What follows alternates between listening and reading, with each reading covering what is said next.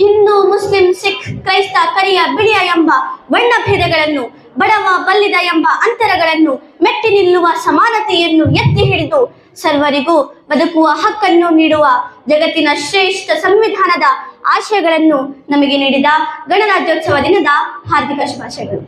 ಸಮಾರಂಭದ ಅಧ್ಯಕ್ಷರೇ, ನಮ್ಮ ಶಾಲೆ ಮುಖ್ಯೋಪಾಧ್ಯಾಯರೇ, ಶಿಕ್ಷಕರೇ ಹಾಗೂ ನನ್ನ ಎಲ್ಲ ಪ್ರೀತಿಯ ಸ್ನೇಹಿತರೆ, ಎಲ್ಲರಿಗೂ ಬೆಳಗಿನ ಶುಭೋದಯಗಳು. ಇಂದು ನಾವು ಭಾರತೀಯರು 77ನೇ ಗಣರಾಜ್ಯೋತ್ಸವವನ್ನು ಆಚರಿಸುತ್ತಿದ್ದೇವೆ. ಈ ಸಂಭ್ರಮದ ಶುಭ ಘಳಿಗೆಯಲ್ಲಿ ಭಾರತದ ಪ್ರಜಾಪ್ರಭುತ್ವದ ಕುರಿತು ಕೆಲ ವಿಚಾರಗಳನ್ನು ನಿಮ್ಮ ಮುಂದಿಡಲು ಪ್ರಯತ್ನಿಸುತ್ತೇನೆ.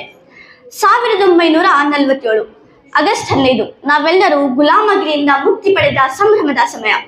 ಭರತ ಭೂಮಿಯಂದು ಬ್ರಿಟಿಷರ ಆಳ್ವಿಕೆಯಿಂದ, ಕೆಲ ಕುತಂತ್ರಿಗಳಿಂದ, ಆಕ್ರಮಣದ ಸಂಕೋಲೆಯಿಂದ ಹೊರಬಂದ ದಿನ.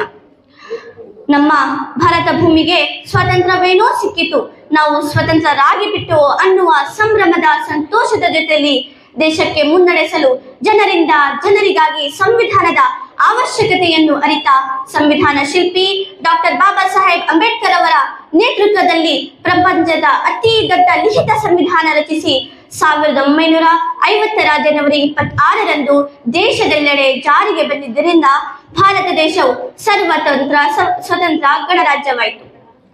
ಅಂದಿನಿಂದ ಪ್ರತಿ ವರ್ಷ ಇದೇ ದಿನದಂದು ನಾವು ಸಡಗರಗಳಿಂದ ಗಣರಾಜ್ಯೋತ್ಸವವನ್ನು ಆಚರಿಸುತ್ತಿದ್ದೇವೆ. ನಮ್ಮ ದೇಶದ ಸಂವಿಧಾನವು ಜಗತ್ತಿನಲ್ಲೇ ಅತಿ ದೊಡ್ಡ ಲಿಖಿತ ಸಂವಿಧಾನವಾಗಿದೆ. ಈ ಶ್ರೇಷ್ಠ ಸಂವಿಧಾನದ ರಚನೆಗೆ 2 ವರ್ಷ 11 ತಿಂಗಳು 18 ದಿನಗಳ ಸಮಯ ಹಿಡಿಯಿತು. ನಮ್ಮ ಸಂವಿಧಾನವು ನಮಗೆ ಜೀವಿಸಲು ಹಕ್ಕು, ಸಮಾನತೆ, ಭ್ರಾತೃತ್ವ ಮತ್ತು ಅಭಿವ್ಯಕ್ತಿ ಸ್ವಾತಂತ್ರ್ಯವನ್ನು ನೀಡಿದೆ. ಪ್ರತಿಯೊಬ್ಬ ಭಾರತೀಯನು ಗೌರವದೊಂದಿಗೆ ಬಾಳುವ ಅಧಿಕಾರ ನೀಡಿದೆ. ಗಣರಾಜ್ಯ ಎನ್ನುವ ಅರ್ಥವೇ ಜನರಿಂದ ಜನರಿಗಾಗಿ ಜನರಿಗೋಸ್ಕರ ಇರುವ ಜನತಾಳ್ವಿಕೆ. ಇಲ್ಲಿ ಪ್ರಜೆಯೇ ಪ್ರಭು. ಲಕ್ಷಾಂತರ ಸ್ವಾತಂತ್ರ್ಯ ಯೋಧರ ತ್ಯಾಗದಿಂದ ಸಿಕ್ಕಿರುವ ಸ್ವತಂತ್ರ ಈಗ ಕೆಲ ರಾಜಕಾರಣಿಗಳ ಸ್ವಾರ್ಥದಿಂದ ದೇಶದಲ್ಲಿ ಅರಾಜಕತೆ ಉಂಟಾಗಿದೆ ಎಂದು ಹೇಳುವುದಕ್ಕೂ ನನಗೆ ಬೇಸರವಾಗುತ್ತಿದೆ. ಎಲ್ಲಿದೆ ಮಹಾತ್ಮ ಗಾಂಧಿರವರ ಕನಸಿನ ಭಾರತ? ಎಲ್ಲಿದೆ ಜವಾಹರ್ಲಾಲ್ ನೆಹರೂರವರ ದೂರದೃಷ್ಟಿಯ ಭಾರತ? ಎಲ್ಲಿದೆ ಸುಭಾಷ್ ಚಂದ್ರ ಬೋಸ್ ರವರ ಯುವ ಭಾರತ? ಎಲ್ಲಿದೆ ಭಗತ್ ಸಿಂಗ್ ರವರ ವೀರ ಭಾರತ? ಎಲ್ಲಿದೆ ಅಶ್ಫಾಕುಲ್ಲಾ ಖಾನ್ ರವರ ತ್ಯಾಗದ ಭಾರತ?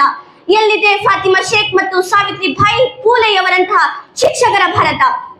ಇಂದಿನ ಯುವ ಪೀಳಿಗೆ ಕೇವಲ ಸಾಮಾಜಿಕ ಜಾಲತಾಣಗಳಲ್ಲಿ ಮುಳುಗಿ ಹೋಗಿದೆ. ದೇಶಭಕ್ತಿ ಮೊಬೈಲ್ಗಳಿಗಷ್ಟೇ ಸೀಮಿತವಾಗಿದೆ. ನಮ್ಮ ಯುವ ಪೀಳಿಗೆ 4 ಗೋಡೆಗಳ ಮಧ್ಯೆ ಬಂದಿಯಾಗಿದೆ.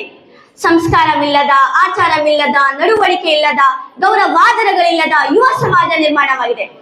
ದೇಶಭಕ್ತಿ ಎಂದರೆ ಮೊಬೈಲ್ ಸ್ಟೇಟಸ್ಗಳಲ್ಲ, ಇನ್ಸ್ಟಾಗ್ರಾಮ್ ಪೋಸ್ಟ್ಗಳಲ್ಲ, ಫೇಸ್ಬುಕ್ ವಿಡಿಯೋಗಳಲ್ಲ.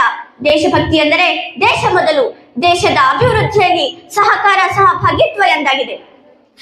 ಹಿಂದೂಸ್ತಾನವು ಎಂದೂ ಮರೆಯದ ಭಾರತ ರತ್ನವು ನೀನಾಗು, ಭಾರತ ದೇಶದ ಬಡವರ ಕಂಬನಿ ಒರೆಸುವ ನಾಯಕ ನೀನಾಗು. ಇಂದಿನ ಮಕ್ಕಳೇ ನಾಳಿನ ಭಾರತದ ಭವ್ಯ ಪ್ರಜೆಗಳು. ಆದ್ದರಿಂದ ದೇಶದ ಸರ್ವತೋಮುಖ ಅಭಿವೃದ್ಧಿಯಲ್ಲಿ ಪಾಲ್ಗೊಳ್ಳೋಣ.